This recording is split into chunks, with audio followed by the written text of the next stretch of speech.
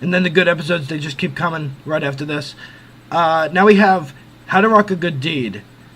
And this was if the 20 episode order wasn't boosted up to 26 at the time that this episode was filmed, this would have been the last episode, because this was the 20th episode the series made. And there's maybe more to admire in this episode than there is to admire in High School Sensation, because this one also doesn't go for the quick and easy formula the way that the previous episodes in the series have. So here's the plot of the episode. Gravity 5 is for community service volunteering, doing a community garden for the school. And at the same time, the person doing their own little volunteering community service project as well. A doghouse for animals dogs in a homeless shelter. And so Casey's not all too pleased with the doghouse that they, not with the doghouse, with their project. So she persuades Molly and Grace to allow her to work with them on theirs. And while it's happening, she sees a dog about to eat chocolate, knowing chocolate's not good for a dog, and attempts to call out to the dog to stop it. She's on top of the doghouse when this is happening, kind of like adjusting the roof or something, and she ends up falling down and hurting her foot. So everybody thinks of Casey as a hero because of that. And she really likes the intention. But soon enough, it's discovered by Nelson that the injury is not as bad as she's been letting on, and she's exploiting it in order to get the attention. In this case, Casey's ego wasn't overblown or overplayed, so it actually worked a lot more. It worked a lot more realistically in this episode than it did in all the other episodes. It kind of makes me think back to the way her ego wasn't overblown. It was overblown at first in Braces and Glasses, but then they made her more humble about what had happened in that episode. They really went back to the roots of that here, I think. And then at the same time, we have Molly and Grace finding out the truth too. They don't. You would think, sticking to convention, that they would set out to expose Casey on their own and humiliate her. They don't. We kind of keep continuity with High School Sensation, not without mentioning High School Sensation, and instead they team up with the rest of Gravity 5 in order to expose Casey just to the 6 of them, not to anybody else, openly.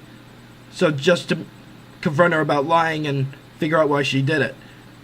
So there's some really funny moments in this episode. And then even the subplot itself isn't all that bad. The subplot involves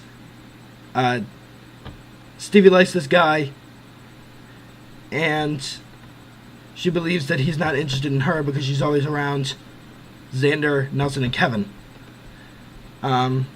Or that she acts too masculine and not feminine enough. I'm glad they don't make it a retread of a secret agent. I wasn't expecting that, but at the same time, I'm glad that they went as far as they did without doing that. And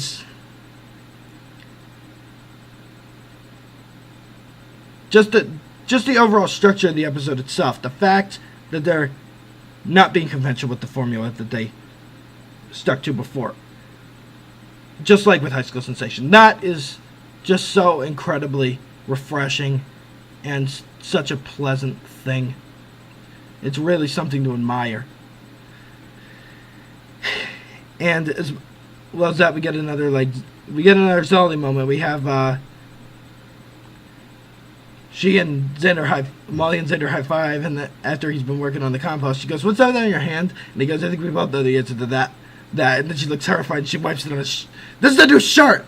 The new shirt line, that's going the extra mile, but And it works. Just the whole setup of the situation itself. And not to mention the fact that I don't even know if this was planned, but Stevie, like, covering her mouth and, like, laughing uncontrollably in the back behind Xander after he says it was you know what it was. I'm pretty sure you do. Just whether or not that was actually planned, the fact that Lulu even went that far with it, that helped it all the more. And then the way Casey acts after she's been caught, and she doesn't like try and defend it. Like, she knows this time she was wrong, and she was acknowledging it. She's acknowledging it a lot sooner than she probably would have before. And at the same time, they don't make they make it known a little later than usual that she's letting her ego get a hold of her again. And then also Molly's reactions earlier in the episode as to, like, the attention Casey's getting. Those are funny. Like, especially when they're calling it Casey's kettle and she's like, her kettle! Her kettle! That's... Sam's timing with that was just so well done. And here it was after, I'd also seen her guest star on Wizards of Waverly Place before, but here it was after her guest appearances on Good Luck Charlie, thinking, like, can she play smart after playing an airhead? She can. She can. And at the end with and they kind of did this with the Singing Telegram too. When Gravity 5 performed at the end of Singing Telegram, we don't get any back and forth shots to Molly and Grace doing their usual stick. Grace is enjoying the performance while Molly's trying very hard not to enjoy it and trying to stop Grace from enjoying it. What they did at the beginning of the performance at the end of A Singing Telegram. Also, it's weird that they made Casey the voice of reason at the end of that episode for Stevie. I think that's what I wanted to mention. That's just so incredibly ironic to me. It says, Nelson says, Side of the Apocalypse, next stop, zombie invasion. And so what they did was they had, like, when Casey mentions the importance of best friends, we see Molly and Grace looking at each other happily, and we don't get their shtick. Then, in this episode, we get a different kind of shtick from them. Well, first, before the performance begins, we have them, like, happy about the performance about to begin. And then, during the performance, we get this little bit where